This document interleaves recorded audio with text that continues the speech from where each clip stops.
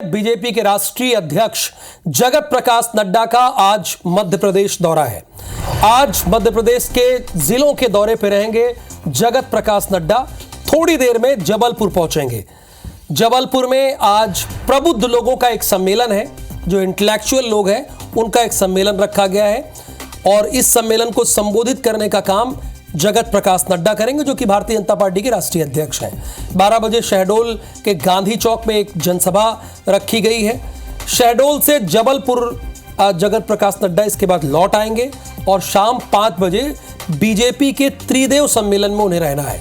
त्रिदेव सम्मेलन को भी संबोधित करना है, कार्यकर्ताओं को रिचार्ज करना है और शाम 6:10 पर बीजेपी कार्यालय में उन्हें बैठक करनी है। बीजेपी में बैठक होगी और क्लस्टर कोर कमेटी की भी बैठक जगत प्रकाश नड्डा लेंगे।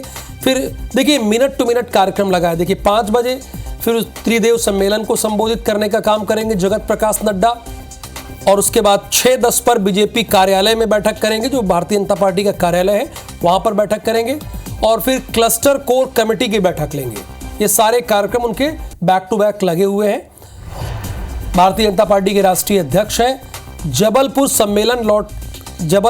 लौटकर सम्मेलन में उन्हें शिरकत करना है।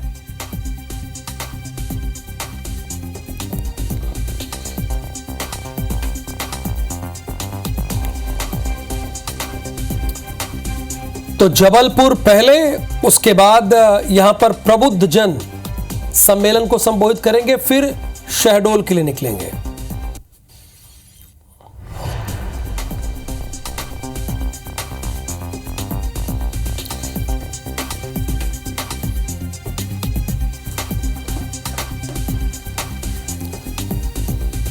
तो त्रिदेव सम्मेलन को संबोधित करेंगे और ये अब जान लीजिए कि सभी दल अपनी पूरी ताकत झोंक देंगे, चाहे भारतीय जनता पार्टी हो या फिर कांग्रेस हो। चूंकि पहले चरण का चुनाव में अब बहुत दिन रह नहीं गए हैं, अब उसकी उल्टी गिनती शुरू हो गई है। चूंकि प्रचार करने के लिए आपको अब 15 दिन का ही समय है। अब इन्हीं 15 दिनों में आपको अपने दल के लिए प्रचार करना है और वहां की जनता को, जिस भी लोकसभा सीट जाएंगे वहां बताना होगा सभी दलों को कि हम ही बेस्ट हैं और क्यों हमें चुने। तो बीजेपी फिलहाल इसमें कोई कोर कसर नहीं छोड़ रही है। जगत प्रकाश नड्डा आज जबलपुर और शहडोल के दौरे पर रहेंगे और शहडोल में जनसभा को संबोधित करने के बाद, चूंकि गांधी चौक पे एक बड़ी जनसभा है, उसको संबोधित करने के बाद ये वापस जबलपुर आएंगे और जबलपुर में बैक टू बैक कार्यक्रम लगे हुए हैं और बड़े कार्यक्रम लगे हुए हैं। देखिए शाम तक के कार्यक्रम फिक्स कर दिए हैं और सीएम डॉक्टर मोहन यादव भी जगत प्रकाश नड्डा के साथ कार्यक्रमों में शामिल होंगे, यानी वो भी यहां पर लगातार रहेंगे। कल सीएम मैनिफेस्टो कमेटी की बैठक थी, उसमें भी गए थे। तो जाहिर सी बात है जब केंद्र की टीम आएगी तो उनको वहां पर रहना है, चूंकि उन्हें भी जिम्मेदारी दी गई है। विजेंद्र पांडे इस वक्त हमारे साथ जबलपुर से जुड़े हुए हैं, लाइव हैं। विजेंद्र, आज जगत प्रकाश नड्डा के कई कार्यक्रम जबलपुर में लगे हैं, शहडोल से भी वापस जबलपुर में आना है, यानी रात तक के उनके कार्यक्रम लगे, यानी चुनाव के ऐलान होते ही सभी पार्टियां जोर आजमाइश करना शुरू कर दी हैं।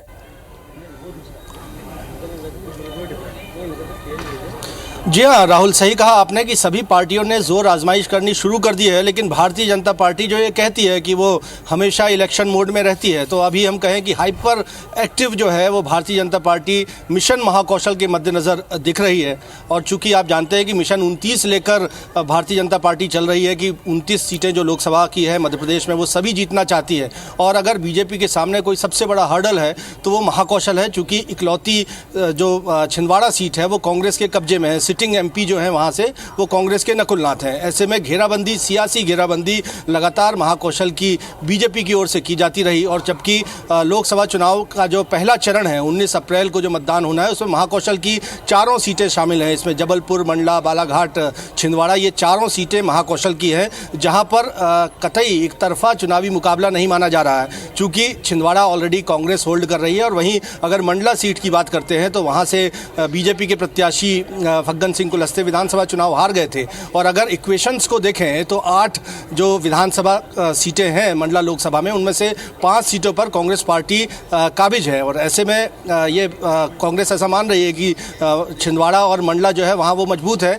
जबकि बीजेपी ऐसा कहती है कि मंडला, जबलपुर और बालाघाट के अलावा वो मंडला और छिंदवाड़ा में भी वापसी करेगी और छिंदवाड़ा का किला जो है वो ज़रूर ढहा देगी। और लगातार आपने दल बदल के अभी वाक्य भी देखे होंगे। कल ही छिंदवाड़ा के महापौर भी, प्रथम नागरिक भी विक्रम आहाके बीजेपी में शामिल हुए हैं। और ऐसे में मिशन महाकौशल जेपी नड्डा की ओर से शुरू किया जा रहा है। मध्य प्रदेश में केंद्रीय जो संगठन है भारतीय जनता पार्टी का, वो महाकौशल की सरजमी से ही चुनाव प्रचार अभियान की शुरुआत कर रहा है। कुछ ही देर में जेपी नड्डा जबलपुर में पहुंचेंगे। और जबलपुर में इस वक्त मैं आपको बता दूं कि मानस भवन में मौजूद हूं।